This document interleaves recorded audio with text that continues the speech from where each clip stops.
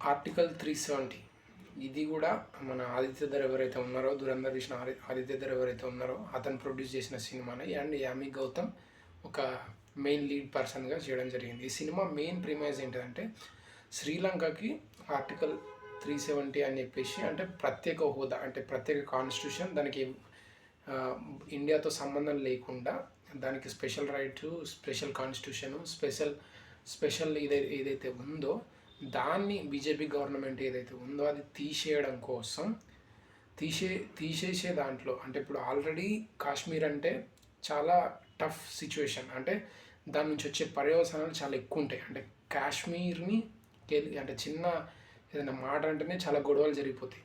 But ఈ article 370 ఏదైతే ఉందో ఆ ఆర్టికల్ 370 తీసేయాలని అంటే అక్కడ చాలా గొడవలు, ప్రాబ్లమ్స్ వస్తాయి. ఆ ప్రాబ్లమ్స్ రాకుండా ప్రివెంటివ్గా, అంటే ఫస్ట్ స్టార్టింగే ప్లాన్ చేసి ఆర్టికల్ 370 రద్దు చేయడం కన్నా ముందే వాళ్ళు ఎలాంటి గొడవలు జరగకుండా, ఎలాంటి రక్తపాతం జరగకుండా ఒక ప్రీ ప్లాన్డ్గా చేసి ఈ కేసు 370 ఆర్టికల్ని రద్దు చేయడం జరుగుతుంది. సో ఈ 370 ఆర్టికల్ రద్దు చేయడం కోసం, రద్దు చేసిన తర్వాత ఏ ప్రాబ్లమ్స్ రాకుండా ఈ హీరోయిన్ అనే ఆమె యామి గౌతమ్ అక్కడ దాన్ని సొల్యూషన్గా పెడతారనమాట. సో ఆమె ఎట్లా ఈ సిచ్యువేషన్ని హ్యాండిల్ చేసింది, ఎందుకంటే తాను అక్కడ కాశ్మీర్లో అంతకుముందు వర్క్ చేస్తుంది అనమాట.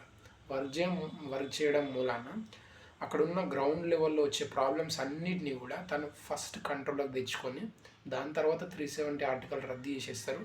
చేసిన తర్వాత ఈ ఈ రాజ్యసభలో కానీ లోక్సభలో కానీ ఈ జరుగుతున్న తీర్మానాలు ఇవన్నీ ఏవైతే ఉన్నాయో వాటన్నిటిని కూడా ఒక ప్రీ ప్లాన్డ్గా, ఒక ఏమంటారు, నాట్ లైక్ ఏదో డిసిషన్ తీసేసుకున్నాం అన్నట్టు కాకుండా ఆ డిసిషన్కి వచ్చే కాన్సిక్వెన్సెస్ వాటన్నిటిని ఎదుర్కోవడం కోసం వీళ్ళు చేసిన ఒక ప్రయత్నమే ఈ ఆర్టికల్ 370 ఫిలిం అనమాట. అండ్ చాలా బ్రిలియంట్గా పోర్ట్రే చేయడం జరిగింది. అండ్ చాలా వరకు అసలు బ్యూటిఫుల్ సీన్స్ ఉంటాయి. లైక్ కొన్ని అయితే ఐకానిక్ సీన్స్ అని చెప్పవచ్చు. ఈవెన్ మోడీ గారి రోల్ కానీ, అమిత్ షా రోల్ కానీ ఏవైతే ఉన్నాయో వాటిని రిప్రజెంట్ చేసి, అంటే వాళ్ళ నేమ్స్ యాజ్ ఇట్ ఈస్గా పెట్టకపోయినా కూడా వాళ్ళ లుక్స్ కానీ, వాళ్ళ గెటప్స్ కానీ మనం చూసి మనం ఈజీ అర్థం చేసుకోగలుగుతాం, బికాస్ ఆఫ్ మనం ఇండియన్స్ కాబట్టి.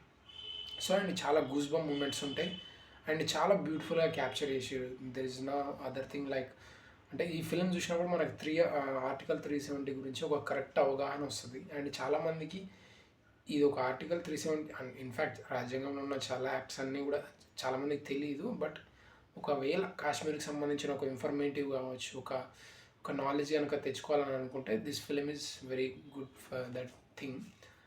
So that's it. Thank you for watching. Please do subscribe.